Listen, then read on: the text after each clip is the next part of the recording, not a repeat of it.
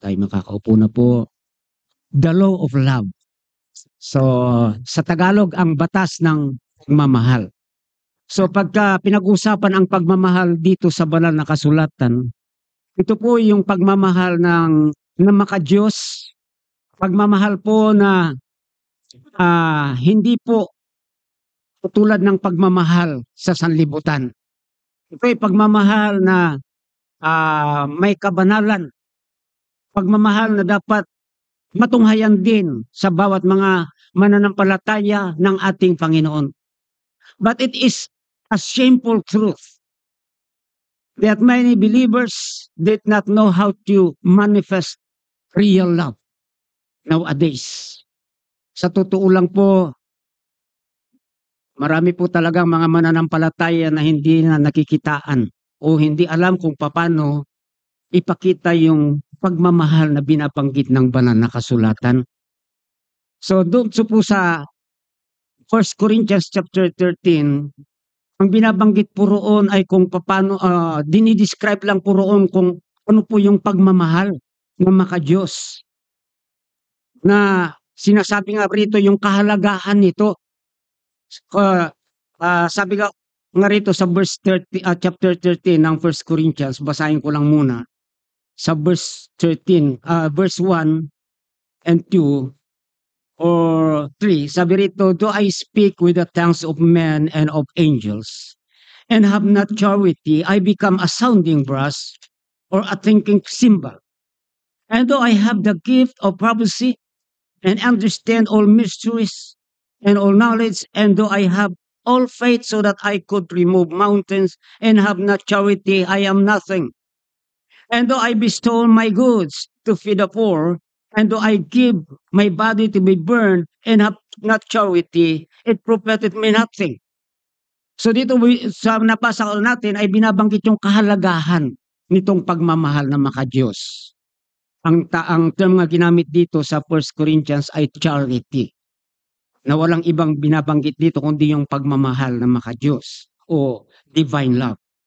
At dito nga po sa verse 4 ay binabanggit na rito pababa o dinidescribe yung pagmamahal na ito. Sabi rito, "Charity suffereth long and is kind. Charity envieth not. Charity vaunteth not itself. It is not puffed up, doth not behave itself unseemly, seeketh not her own, is not easily provoked, thinketh no evil. Rejoiceth not in iniquity, but rejoiceth in truth. Beareth all things, believeth all things, hopeth all things, endureth all things." So yan po yung description nitong pagmamahal na ito. Pero dinidescribe man dito sa banal na kasulatan itong maka-Diyos na pagmamahal at sinasabi man na kung gaano kahalaga ito, ang nakakalungkot po ay marami po sa atin hindi po natin alam kung paano po i-apply itong maka-Diyos na pagmamahal na ito. Yung tinatawag natin na tunay na pagmamahal. Because sa totoo lang po nakakita tayo ng mga mananampalataya. Common na nakikita natin ang mga mananampalataya who are rude. Alam po yan? And rude, ay yung, ano ba yung rude sa Tagalog? Yung parang bastos. Tama po ba? Bastos. Ang pagiging bastos ay hindi po pagpapakita ng pagmamahal. It is the opposite of love. Disrespectful. Walang respeto. Ang kawalan ng respeto sa kapwa ay kawalan ng pagmamahal. Hypocrites. Marami ring mga mananampalataya. Huwag na nating tingnan yung mga hindi mananampalataya. Mananampalataya pinag-usapan natin dito. Marami rin mga mananampalataya na hipokrito. Akala mo magmamahal, yayakap-yakap pa, pero talikod sinisiraan. Hipokrito. Uncaring. Walang pagmamalasakit. Kawalan ng pagmamalasakit ay kawalan din ng pagmamahal. Tama po ba? Makikita natin yan. Kaya laging nababalita pagdating sa lagi nating napapakinggan lalo pagdating sa pag-support ng mission. Maraming mga churches, maraming mga missions. Maraming mga mananampalataya ang hindi nagsusupport ng gawaing mission because they do not care about mission. Bakit? Wala silang pagmamahal. Disdainful to others. Ano ba yung disdainful? Minamaliit yung kanyang kapwa. Ang pagmamaliit sa kapwa ay hindi po nagpapakita ng pagmamahal. Kasi kung mahal mo yung kapwa, hindi mo siya mamaliitin. Is it right? So real love is manifested by doing things that are unique or uncommon in this world. So ibig sabihin yun, kung tunay na pagmamahal na maka-Diyos, ay maipapakita sa pamagitan ng paggawa ng mga bagay na unique. Alam niyo unique? Kakaiba. Or uncommon. Hindi po talaga common na nakikita rito sa mundo. Okay. Kundi ito ay matatagpuan lamang sa Diyos. At nawa nga ay naipapakita rin ng mga mananampalataya ng ating Panginoon. Now, how is real love be manifested in a unique and uncommon ways? So dito po sa ating text ay sinasabi nga po rito, idinidisclose sa atin on how a real love be manifested in a unique and uncommon ways. Una po na makita natin dito na disclosure ng banal na kasulatan, how a real love be manifested in a unique and uncommon ways is to love our enemies. Common ba yan o uncommon? Yung pagmamahal sa kaaway. Hindi po yan common na nakikita rito sa mundo. Bibihira ka lang talaga na makakita niyan. Pero nawa, hindi na bibihira pagdating sa ating mga Kristiyano, nawa bawat mga mananampalataya ay matutunan sapagkat ito po ang paraanan na itinuturo ng banal na kasulatan upang maipahayag natin yung tunay na pagmamahal na maka-Diyos sa ating kapwa. Pero pagdating dito sa bagay na ito, wala nang pinagkaiba yung mga mananampalataya sa mga hindi mananampalataya. Pagka may mga tao na umaaway sa kanila, sa mga mananampalataya, kaaway din nila. Inaaway din nila. At hindi makitaan ng pagmamahal. Oh. So, ang sabi rito sa banal na kasulatan, sa verse 27, but I say unto you, yan, subalit sinasabi ko sa inyo,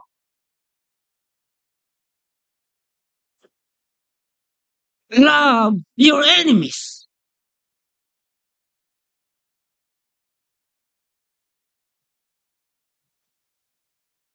Pagka hindi ka mananampalataya, siyempre sabihin mo, ang hirap naman yan gawin.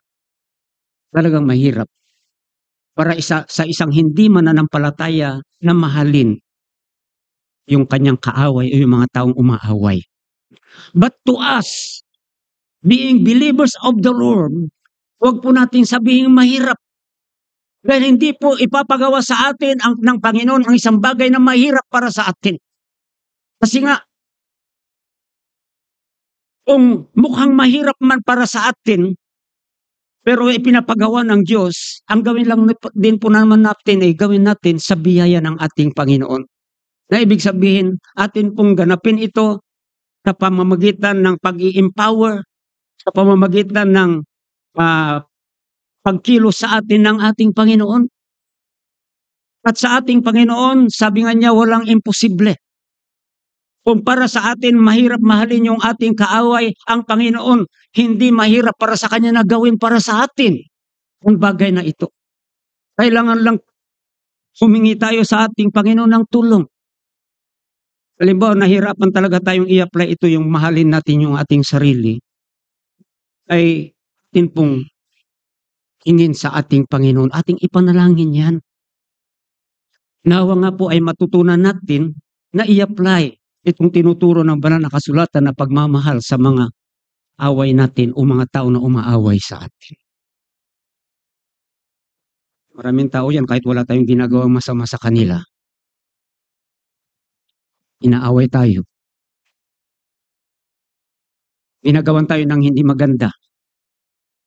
Ginagawan tayo ng masama. Kahit wala tayong ginagawa sa kanila.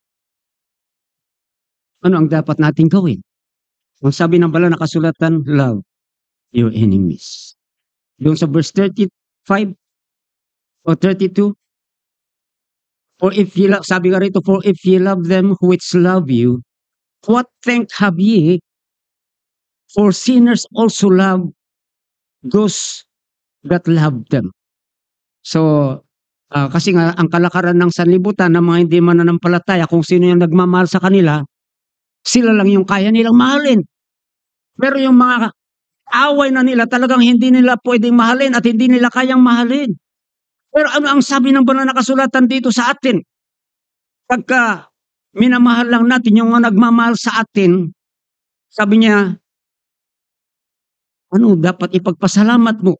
Sabi rito, for sinners or unbelievers also love those that love them. Parang katulad lang kayo ng mga hindi mananampalataya. Yan sinasabi ng banal na kasulatan. At kailanman ayaw ng Panginoon na maging katulad lang tayo ng hindi mananampalataya. Gusto ng ating Panginoon na makitaan tayo ng kakaiba sa mga hindi mananampalataya. At kasama na nga dyan, pagdating sa pagpapakita ng pagmamahal sa ating kapwa. Nawa, magpakita tayo ng kakaiba, unique or uncommon, na minsan hindi ka panipaniwala. Pero kung nakikita sa atin yung mga uncommon talaga, doon sila maniniwala na tayo ay totoong mananampalataya ng ating Panginoon. E paano kung nagsasabi tayong mananampalataya tayo pero hindi tayo makita ng mga unique and uncommon na ganito patungkol sa pagmamahal? Maniniwala kaya ang ibang tao dyan, yung mga hindi mananampalataya sa atin, na tayo ay mananampalataya ng Diyos? Kung hindi na i-apply sa buhay natin kung ano yung tinuturo ng banal na kasulatan pagdating sa pagmamahal, mahirap kumbinsihin at kaduda-duda yung sinasabi natin, kaligtasan. Kung sa halip na nakikitaan tayo nito ay yung kabaliktaran ang ginagawa natin. Sa halip na pagmamahal nakikita sa atin, puro kabaliktaran ng pagmamahal. Na nga po yung kawalan ng respeto. Yung pagiging bastos. Yung pagiging ipokrito. Yung kawalan ng pagmamalasakit sa kapwa o mapanlait. Andyan pa yung pagiging greed o kaya covetous. Lahat naman yan ay pagpapahayag ng kawalan ng pagmamahal. So to love our enemies by being compassionate to them. Alam niyo, pinakita ng ating Panginoong Jesucristo nung siya ay nandito pa sa ibabaw ng lupa. Habang siya ay nakapako sa krus, anong sabi niya sa mga nagpako sa kanya? Father, forgive them. Yan. So nahabag siya sa kanila. Sa halip na magalit din siya, magsalita siya ng hindi magaganda, pero hindi po. Yun yung nakita natin. Ipinakita niya yung kanyang pagmamahal. Okay.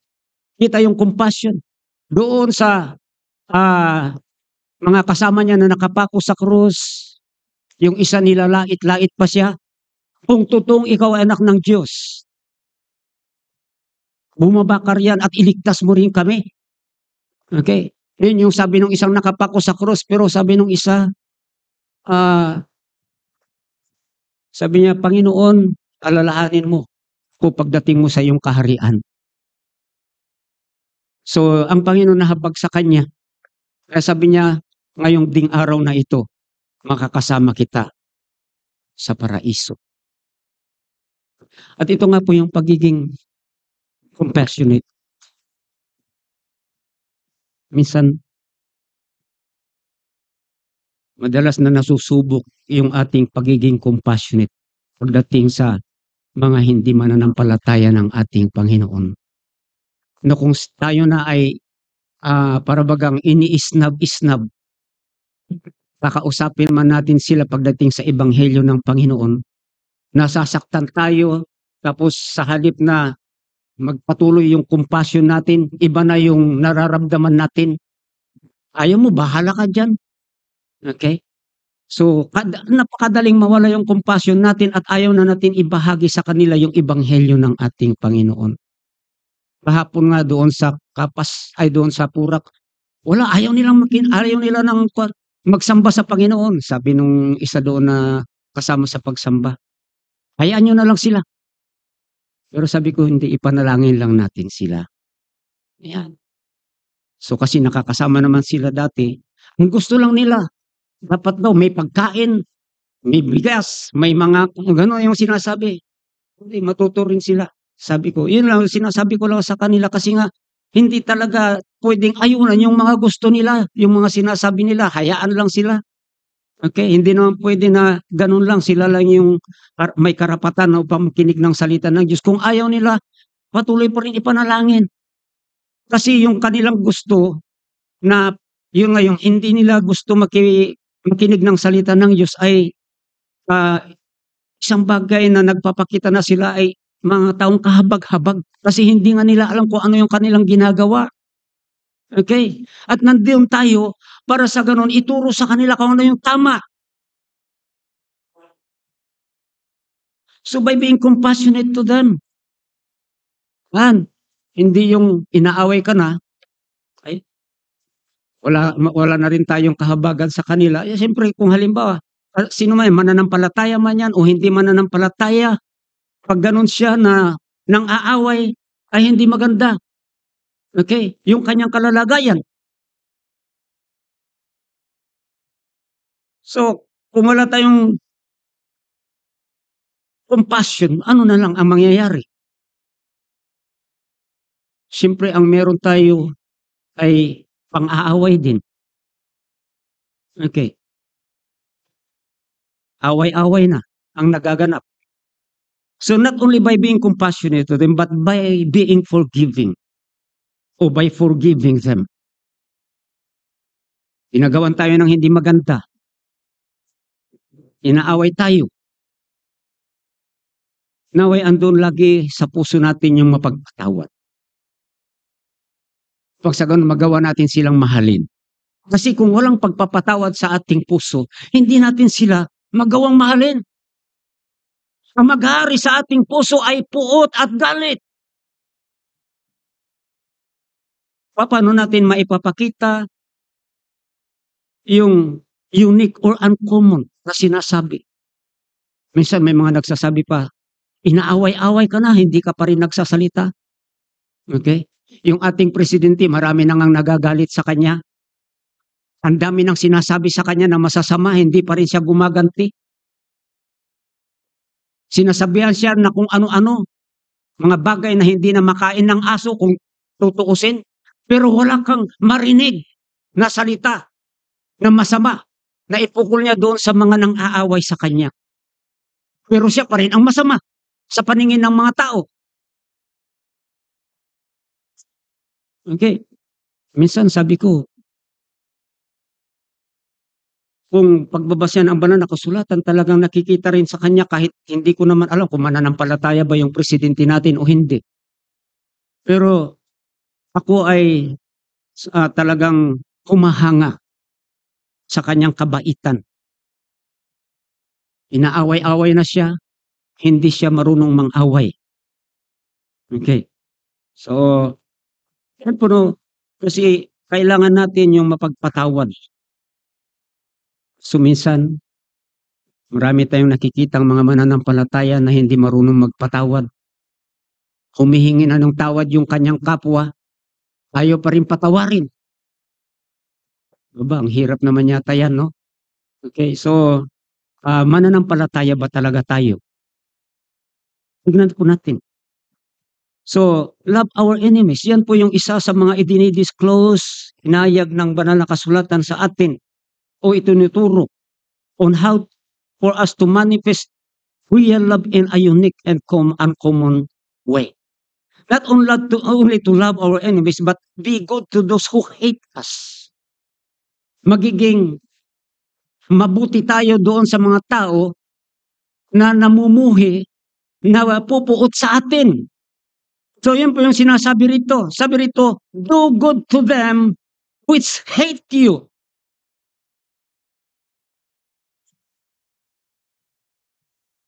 Ano ba ang gawain ng sanlibutan?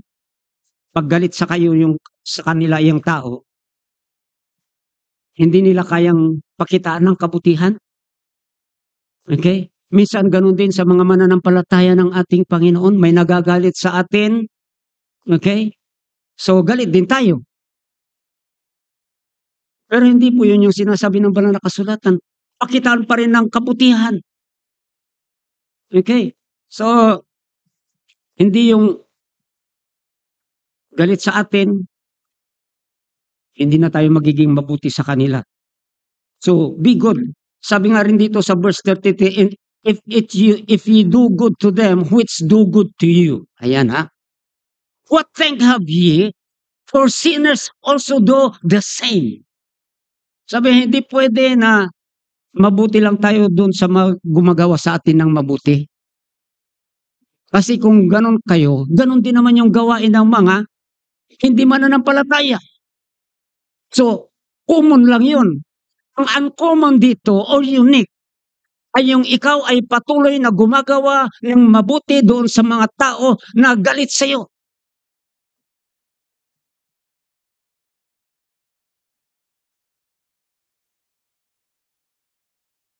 Sabi ko may mga kapatid ako na naikukwento ko na sa inyo, may isa o dalawa kaming kapatid na talagang gano'n na lamang nagagalit sila. Hindi ko alam kung bakit gano'n. Galit sila sa kapatid namin, sa mga kapatid na nandoon sa US. Hindi ko alam kung bakit. Okay? So pero kahit gano'n man na nagagalit sila, and pagkailangan talaga nila ng pera, hindi rin matiis nitong mga ito. Okay?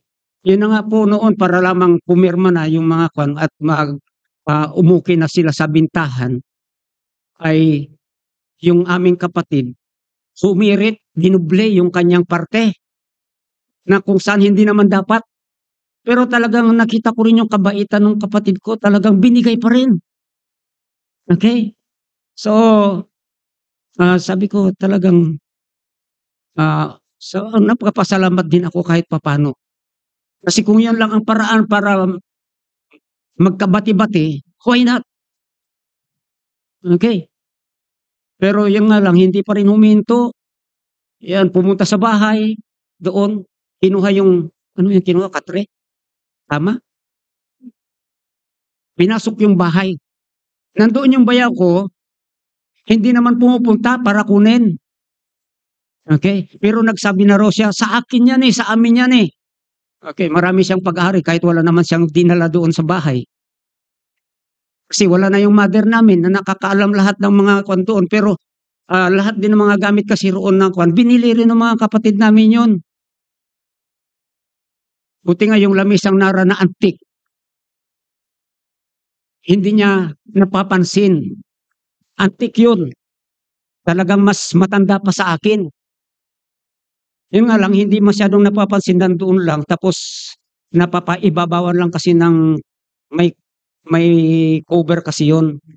Okay? Dahil sa kalumahan na, hindi napapansin na yung ay nara. Ang ginawa ng bayaw ko, pinalinis niya, pinaliha. Gumanda ngayon. Lumabas yung kanyang pagiging nara. Sabi ko, buti hindi napansin ng kapatid namin yan. Baka kung napansin niya, tagal na niyang binintayan. Okay. Pero yun nga, ang nangyari, nung wala na yung bayaw ko doon sa bahay nila sabi ko dahil nabili na nila sa amin yun eh. Ginawa, pumasok doon sa ginagawang bintana, doon siya pumasok kasi sarado yung mga pinto.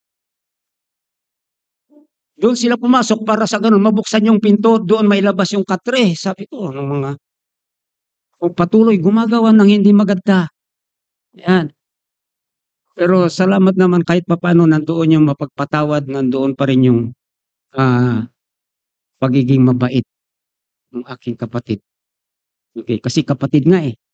Pero tayo bilang mga mananampalataya, hindi kailangan ng kapatid natin yan o ano man yan. Okay? Basta tayo po ay maging mabuti sa mga tao na namumuhi sa atin o nagagalit sa atin. At kung yan ay isang mananampalataya rin, ipanalangin natin kasi nga, kung bala nakasulat ang tinuturo, yung isang mananampalataya na galit sa kanyang kapwa, ay sinasabing siya ay sinungaling. O isang mananampalataya, basta isang tao na galit sa kanyang kapwa, hindi lang sinasabing siya ay sinungaling, siya pa ay sinasabing mamamatay tao. At kung yan ay nagsasabing mananampalataya, galit sa kanyang kapwa, sinasabi ng banal na kasulatan na siya ay nasa kadiliman pa. Ano ibig sabihin na nasa kadiliman pa? Siya ay hindi pa ligtas.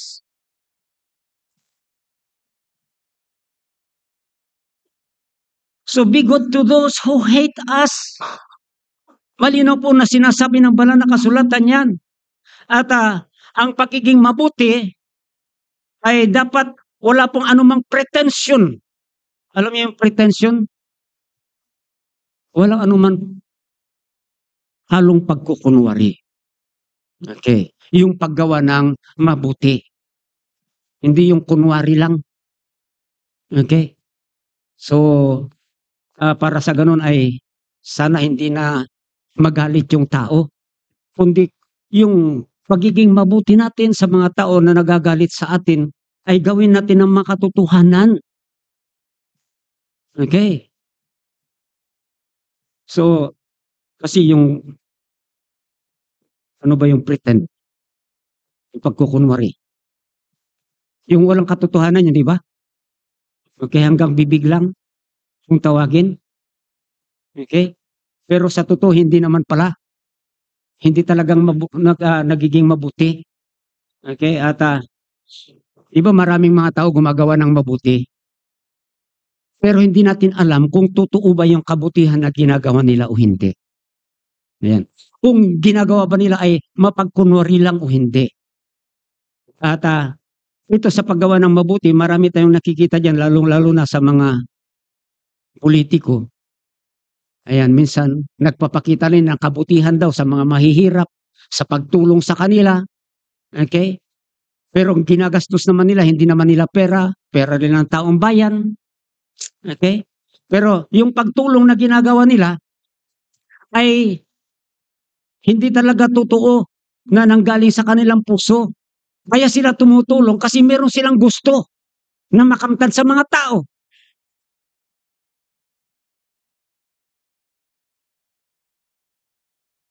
So ang pagtulong o paggawa ng mabuti ay dapat walang halong pagkukunwari. Bukal sa puso. Para masabi na nandoon yung totoong pagmamahal. Not only without pretension but without reservation. Ano ba yun? Yung pagtulong sa kapwa, minsan tumulong ka pero huwag mong lubos-lubusin. Ibig sabihin, magiging mabait ka pero huwag mong lubos-lubusin. Tira ka rin sa iyong sarili. Ba, pambihira. Okay. So, may mga napapakinggan tayong ganyan eh. Magmahal ka. Ayan, pagmamahal naman itong pinag-usapan natin dito eh. Pero, huwag naman lubos-lubos. Magtira ka naman sa sarili mo. Meron bang ganyan na prinsipyo na tinuturo ng banal na kasulatan? Tinuturo ng banal na kasulatan pagdating sa pagmamahal ay talagang ibigay mo yung the best na pagmamahal. Yung makatotohanan, hindi yung nagre-reserba ka pa sa sarili mo. Okay? Nung ibinigay o nung minahal tayo ng ating Panginoon, meron ba siyang itinira sa kanyang sarili? Ang sabi ng banal na kasulatan, He gave His life for us. Ibig sabihin, lahat kanyang ibinigay sa atin. Wala siyang ipinagkait. Ganun po kabuti ang ating Panginoon. Ganun po kung paano nagmahal sa atin ang ating Panginoon. Wala siyang inireserba sa kanyang sarili. Kaya nga rin naman, kung sino man yung sasampalataya sa Kanya at magsisi sa kanilang kasalanan ay meron katiyakan ng kaligtasan. Kasi buong buo yung ginawa na pagliligtas sa atin ng ating Panginoon. Kaya nga ganun din sa pagmamahal natin sa ating kapwa. Paggawa ng mabuti doon sa mga nagagalit sa atin. Gawin natin na walang anumang reservation para sa ating sarili.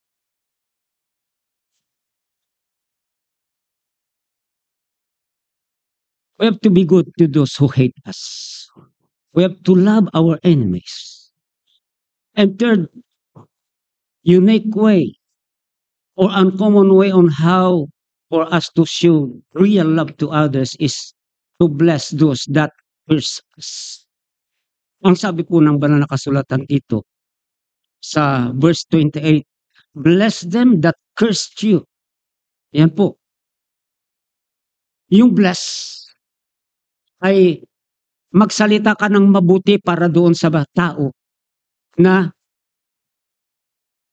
nag-curse sa'yo o kaya nagmumura sa'yo o nagwiwis sa'yo ng masama. Mamatay ka na sana, magkasakit. Sinabi sa'yo, anong sasabihin mo? Ganon ka rin. Ganon ba yun? Hindi. Kasi blessed din. So, gantihan natin ng blessing. Yan. Pagpalain ka nawa ng Panginoon. Okay. Naway bigyan ka ng mahabang buhay ng Panginoon. Nawa ay pagpalain yung iyong trabaho.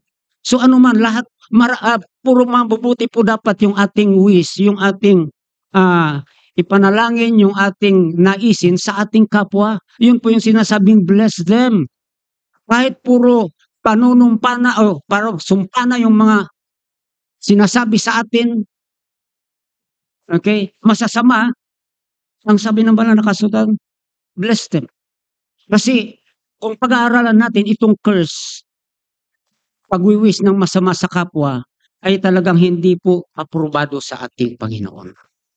Isang kasalanan yan. Lalo na kung babasahin natin yung banal na kasulatan nga, yung mga curse na binabanggit sa banal na kasulatan nung ginagawa, nagkakatotoo yan, nangyayari doon sa kinurse na tao. Si Balaam nga noon, inuupahan ng hari ng media na i-curse niya yung Israel.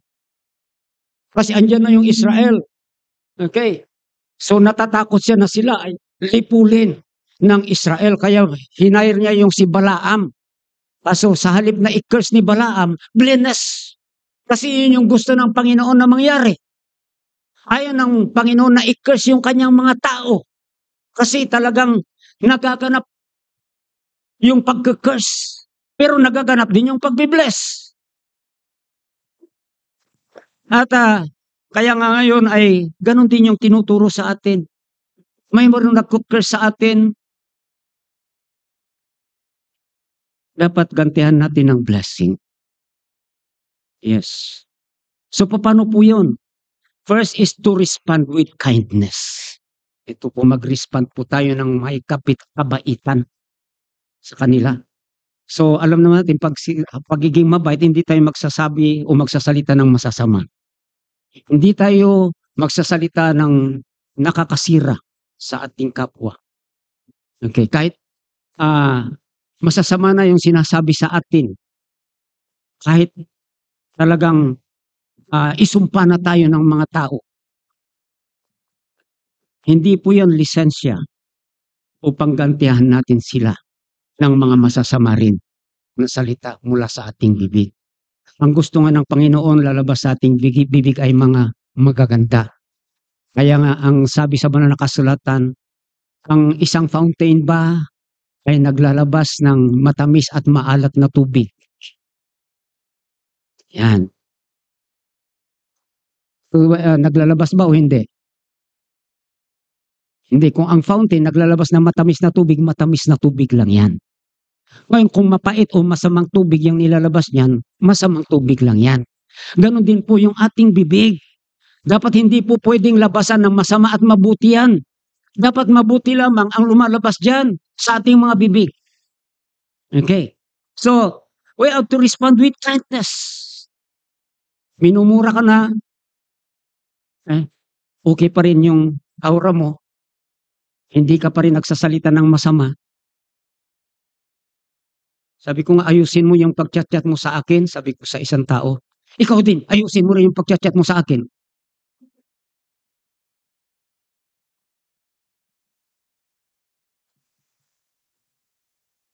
Wala akong sinabing masama.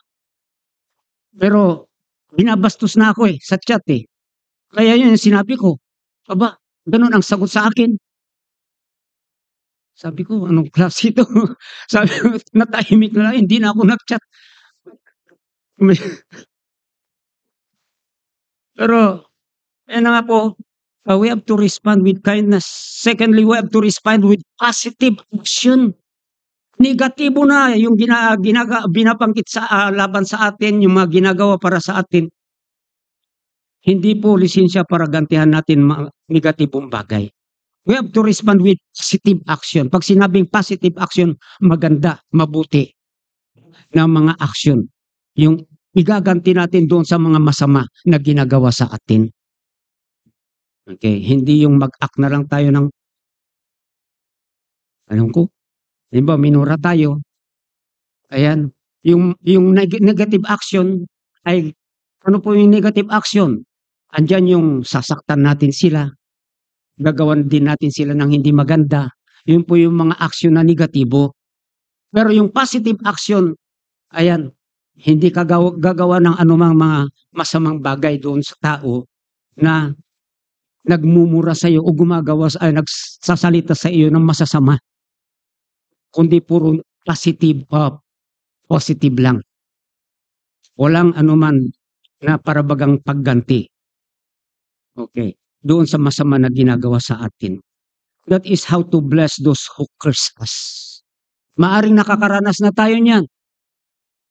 Pero sana dumating sa panahon na kahit makinag-curse tayo, hindi tayo nasasaktan. Hindi tayo naaapektuhan. Para sa ganon, hindi po tayo makagawa ng mga negatibong bagay. Para sa ganon, hindi rin tayo makapagsalita ng mga masasamang bagay laban sa kanila.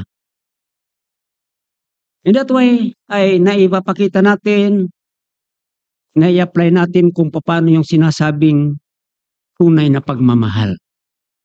So, pinag-aralan natin ay law of love. Ibig sabihin, pag ginagawa natin ito, law of love, ay nai-apply natin yung tinuturo ng Panginoon patungkol sa pagmamahal na maka-Diyos. Okay. Hindi lang yung alam natin i-describe kung ano yung pagmamahal na maka-Diyos, kundi dapat nakikita rin sa ating buhay. Ito na nga po yung ginagawa natin, ina-apply natin in a unique and uncommon way. Yan po yung lagi niya yung lagay sa isip niyo. Okay, maging unique tayo, maging kakaiba tayo sa sanlibutan na ito. Pagdating sa pagmamahal. So to bless those who curse us, to be good to those who hate us, to love our enemies, and fourthly, to pray for those who despise us. Panalangin. Ano bang ibig sabihin ng despise? Ang isang term niyan ay yung pong gumagawa sa atin ng mga bagay na malicious. Ano yung malicious or malice? Intended, yung merong intention para sirain tayo. Ayan po. Kaya nga ito po, no? Dito po, dinidescribe po rito Yung pag sinasabing yung nagdi-despise sa atin is those who harass us or bully us. Isa po yan. Sa ibig sabihin niyan yung despise. Kung may nagbubuli sa atin, nang haharas sa atin, hindi po sinasabi na ibuli din natin. Ano yung bully? Yung nga yung panghaharas, gano'n din, panggugulo. Okay? Kundi, dapat ipanalangin natin sila. Nawa, huminto na sila sa kanilang ginagawa na panghaharas o pambubuli. Okay. So sa mga drama na napapanood sa internet, alam ko nanonood kayo, marami dyan, mga English din, mga Chinese, ewan ko, usong-uso dyan, kung yung mga bully, may mga bully, yung mga kontrabida, gano'n lang, bubuliin nila yung bida, ganyan.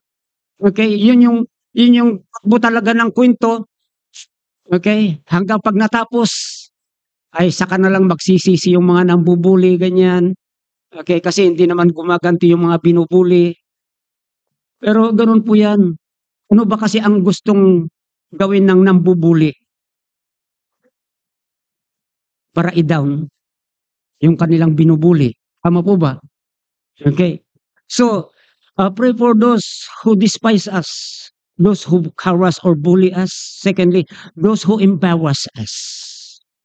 Meron dyan mga tao na ipapahiya tayo sa publiko, sa harap na ibang mga tao. Ayan. Kasi kung bakit nila ginagawa yun, talagang gusto nila mangyari, mapahiya tayo. Magmukha tayong kahiya-hiya sa mga tao. Sisirain yung ating reputasyon. Marami bang mga ganyan tao? Meron yung mga ganyan. Okay. Pero bilang mga mananampalataya, kung meron man gumagawa sa atin yan, ang sabi ng banal na kasulatan, we have to pray for them. Kaya nga dapat matuto tayong manalangin sa ating Panginoon bilang mga mananampalataya ng Diyos. Kasi kung ikaw ay isang mananampalataya at hindi ka marunong manalangin, paano mo magagawa ito? Sana bawat isa sa atin ay marunong manalangin. Okay? Para kung may mga kaganapan na ganito na nararanasan tayo, sa halip na tayo ay manlaban, gumanti, pupunta lang tayo, lalapit lang tayo sa Panginoon, mananalangin.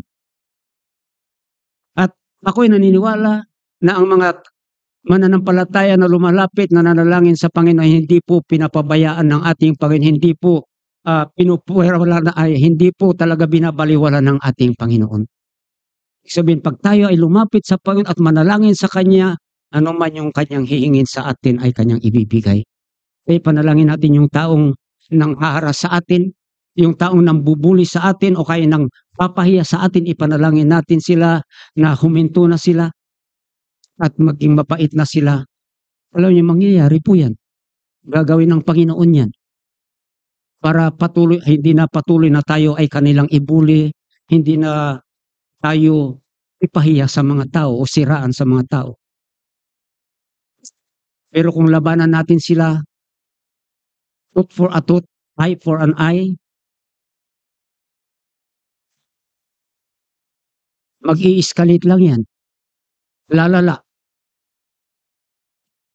At hindi na talaga tayo makitaan ng pagmamahal. Okay. Kaya napahalaga naway makita sa atin yung tunay ng pagmamahal. So, bless for them. Pinahiya ka, ay ipapanalangin kita nawa ay huminto ka na sa ginagawa mong yan sa buhay ko. Pwede niyong gawin din, sabihin sa kanila. Pero dapat ipanalangin talaga. Hindi lang sinasabi doon sa tao. Okay, kukwento yung tao niya, pinapahiya ako, binubuli ako, pinapanalangin ko na siya eh. Pero hindi naman pala ipinapanalangin. Di ba maraming ganyan, nagsasabi ng panalangin pero hindi pala talaga nananalangin. Parang palamuti lang ng bibig yung salitang ipinapanalangin pero hindi naman pala totoo. Pag sinabing ipanalangin talaga natin. Okay? So, those who embarrass us, pray for those who harass us, pray for those who destroy us. Yan, kahit sinisira ka na, kahit nasasaktan ka na, kahit yung mga ginagawa sa iyo ay talagang very harmful na sa iyo. Ang sabi ng banal na kasulatan, ipanalangin mo sila. Matinding sakit yung dinulot nila sa akin. Bakit ko sila ipapanalangin? So hindi po ganun. Ang sabi ng Biblia, ipanalangin. Yan. And I believe, kung gawin natin kung ano yung binabanggit ng banal na kasulatan, kabutihan ang igaganti sa atin ng ating Panginoon. Yes. We have to pray for those who despise us. We have to bless those who curse us. We are to be good to those who hate us. We are to love our enemies. And fifthly, we have to be tolerant or yielded to those who have caused distress to us. Ano ba yung distress?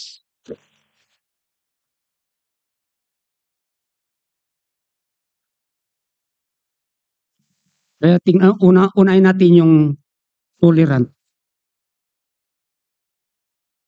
Ano ba yung tolerant?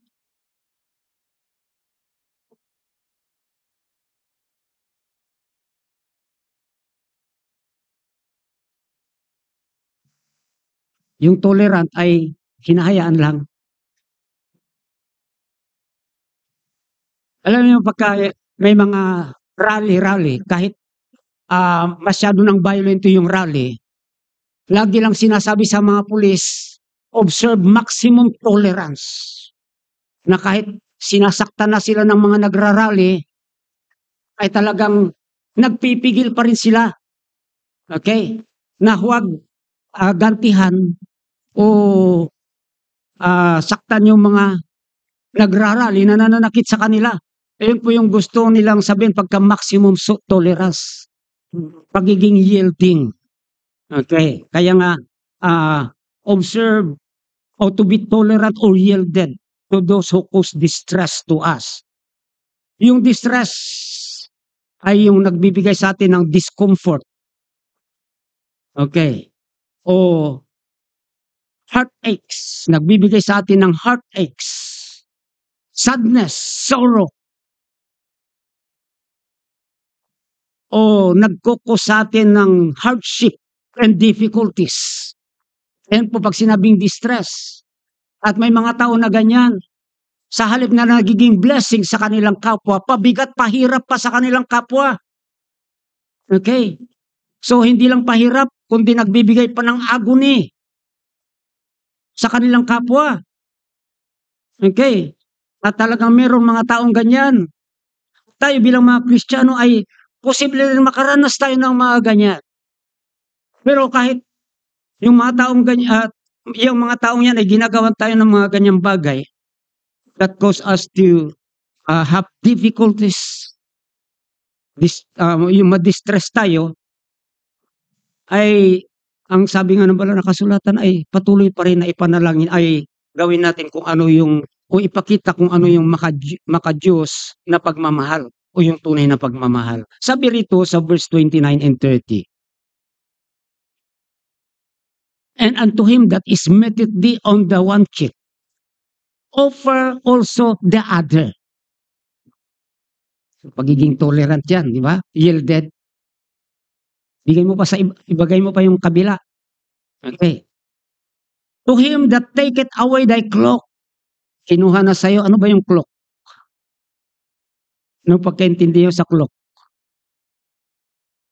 Damit yan nakasuutan. Okay. Sabi rito, forbid not to take thy coat also. Yan. So, pagiging yielded, mapagparaya, sabihin na lang natin, give to every man that asketh of thee, and of him that taketh away thy goods, ask them not again. Minsan may mga naririnig tayo, papayag na lang tayo na ganun-ganunin tayo. Minsan may mga ganyan. Pero yung pong gano'n pangangatuwiran po ng isang taong mataas ang ego. Yan. At tayo ay tinuturuan ng banal na kasulatan na magiging mapagpakumbaba. Kung tayo ay mapagpakumbaba, wala pong problema sa atin ang mag-yield. Kung tayo ay mapagpakumbaba, wala pong problema sa atin magiging tolerant sa mga ginagawa ng ibang tao. Yan. Hindi po ibig sabihin nito na yung ano bang tawag doon sa mga hindi po na ibig sabihin na ini-spoil natin sila. Eh, sa spoil kasi sa bata naman yan eh. Nakikita mo na yung anak mo gumagawa ng masama, hindi mo pa rin kino-correct. Yun po yung pag-i-spoil kung tawagin. Okay.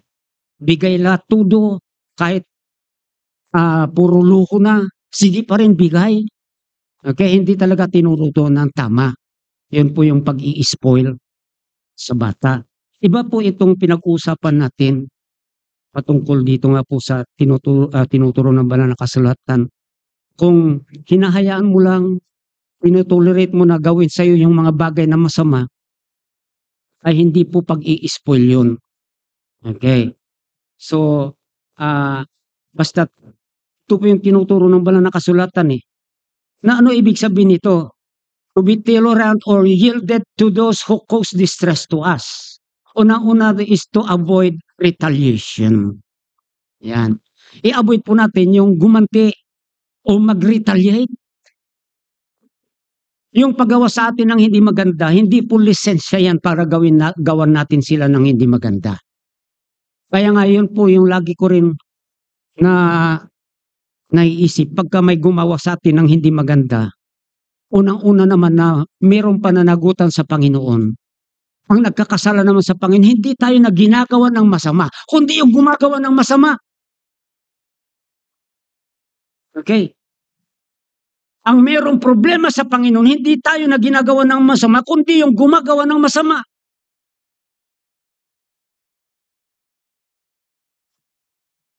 Kinuha yung mga damit mo, halimbawa. Okay. Sa samang loob mo, gaganti ka na rin. Nagkasala ka na rin. Tama po.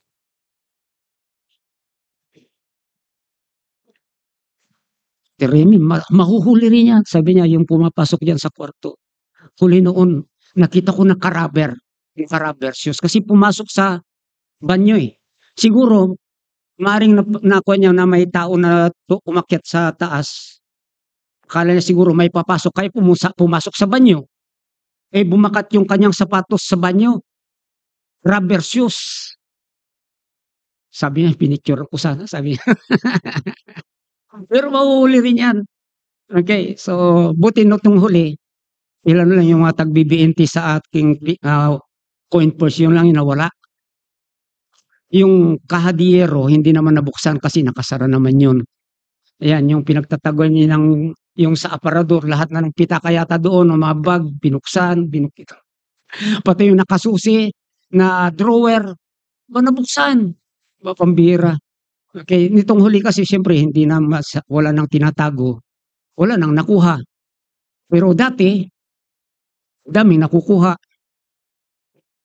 Talagang paldo-paldo siya noon. Pero ang una, nanukuhanan noon yung church kasi tiwalang-tiwala ko noon, hindi ko na inilalak yung vault noon. Kasi kami-kami lang naman eh. Minsan mag-balance ako. May kulang na 40,000. Sabi ko, patay. Okay. Tapos, ganun naman, may mga, minsan pa nga, meron akong wallet, nilalagay ko sa bag ko, pero, nilagay ko lang naman dyan, nung nandoon na kami, share yung kasama ko, tignan ko sana, pambayad ko sa Orluya. Wala na yung pera ko. Meron naman natira, pero yung 17,000 yata yun, 5,000 na lang yung natira. Hindi naman kinuha lahat. Gano'n din yung pera ng church. May tinatago noon, may pera tayo noon na mahigit 200,000. Nawawala 40,000. Sabi ko ba, okay, iba 'tong magnanakaw na ito, hindi naman kinukuha lahat. Pangangailangan lang, pambira. Yung sa coin purse ko, yung tag BBNT lang at saka ilang tag sa ₱10 na coins. Hindi niya kinuha lahat. Ba, okey ito sabi ko. Pero alam niyo, pagka may mga gano'n, sa Panginoon ko na lang lagi kong sinasabi papalitan din naman ng Panginoon 'yan. 'Yun din sinasabi ko kay Sister Remy noon nung unang nawala. Kasi yung may una yatang nawala sa kanya yung sa alkansya niya iniipon niya para sa Thanksgiving. Eh, ₱1,000 yung nilalagay niya doon. Aba, bigla na wala na, nabuksan na yung alkansya. Yung nilagay na pantali, natanggal na. Sabi, hindi naman kayang tanggalin ng mga bata 'yan. Tapos wala na, wala lahat. Okay, so first time niyang mawalan ng gano'n 'di, iniyakan niya. Sabi ko ibabalik din 'yan ng Panginoon. Ayan lang naman, eh, bakit iyakan mo kahit iyakan, babalik ba 'yan? Kung maririnig ba nung nagnakaw 'yan? Eh, kawawa naman siya umiiyak babalik ko 'yan. Oh, tapos sumunod meron pa rin na naman, ayan na 'yun ang mga kuwan, yung mga pitaka niya, ewan ko kung magkano yung nawala sa kanya noon. Okay, so pero ngayon wala na, okey. Hindi na mabuksan yung bolt, yung sling bag ko doon na nakasabit, binuksan man wala na rin makuha. Wala na yung mga pinaglalagyan doon siyempre. Pero yun lang, yung coin purse ko naiwan ko kasi sa drawer nung lamesa, binuksan din yun, nakita yung coin purse. Sabagay mga 200 lang yung nakuha doon, okey. Yung access wala, tinanggal pa yung suksak, wala na. Eh, balak ko maglagay diyan sana ng CCTV, yung hindi naaabot dito banda, dito, hindi kayang abutin. Okey, so pero sabi ko, bahala na kasi nag-order na ako kaso hindi naman dumarating, kinansel ko. Kasi 3 days na, andoon pa rin sa seller, "Your order is packed and is ready to be picked up by the" yun lang ang nakalagay dun, 3 days na. Sabi ko kinansel ko na lang. Pero yung gumaganon, nagro-rotate, lagay sana diyan, eh, yung 360. Hindi na ilalagay nga rito sa dito banda sa mataas dito banda diyan, o dito sa may pintuan sa labas na konti diyan. Hindi na maaabot 'yan, oh. Pero yung kiluhan natin dito pala nawawala. Dati pa nga naiakyat pa nga doon 'yan, eh, sa amin, eh. Naiakyat pa sa amin. Yung sinasabi ni Sherwin, hindi ko rin dala noon 'yun. May kiluhan sila doon. Hindi ko na rin dinadala sa Tayong dahil may kiluan doon at matagal na hindi kami nagkikilo. Nandito lang 'yan noon, tapos ngayon wala na, hindi na matagpuan. Akala ko lang nandiyan, wala na pala. So, hindi ko lang alam kung merong humiram na hindi pinaalam. Okey. Eh, kung siyempre dito ko naman kasi, ayan, 'pag nandito si Sherwin, saradong-sarado naman 'yan. Sarado na yung pinto doon, sarado-sarado pa 'yan. Okey. So, minsan hindi naman naka-lock 'yan, hindi natin alam lang. Pero siguro naman ay hindi hindi ninakaw 'yan, baka may humiram lang. Hindi ko lang alam. Okey. So,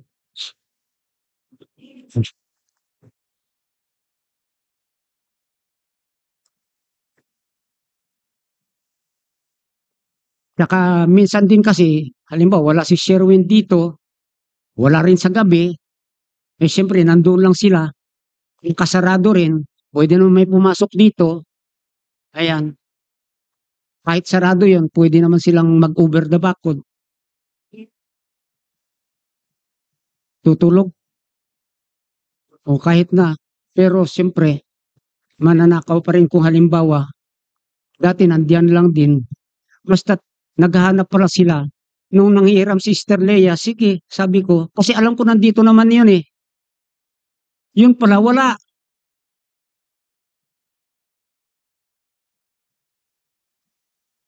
Ay yung kiloan na yun, umabot ng mahigit 44,000 ang halaga noon eh. Okay, so, be tolerant or yielded, avoid retaliation, and be open-handed or generous. Yung pagiging open-handed or generous ay papakita pa rin ng tunay na pagmamahal yan. Tingnan nyo, ang sabi po rito, sa verse 30, give to every man that asketh of thee, and of him that taketh away thy goods, ask them not again. Sabi sa 34, and if ye lend to them, of whom ye hope to receive, what thank have ye? For sinners also lend to sinners to receive as much again. Yan. So kung nangailangan, meron ka naman, bigyan mo, huwag mo nang isipin, ibabalik. O kung halimbawa, in a form of panghihiram, pero yung nanghihiram naman, wala talagang kakayahan magbayad. Nasa sayo na magdesisyon, kahit hindi ko nasingilin yan. Wala namang kakayahan magbayad pero huwag mong sabihin doon sa tao. Yan, kalimutan na, pwede naman kalimutan yan, di ba? Utang kalimutan. Okay. Kung talagang, yun po yung sinasabi, hindi, walang kakayahan magbayad anong gagawin mo?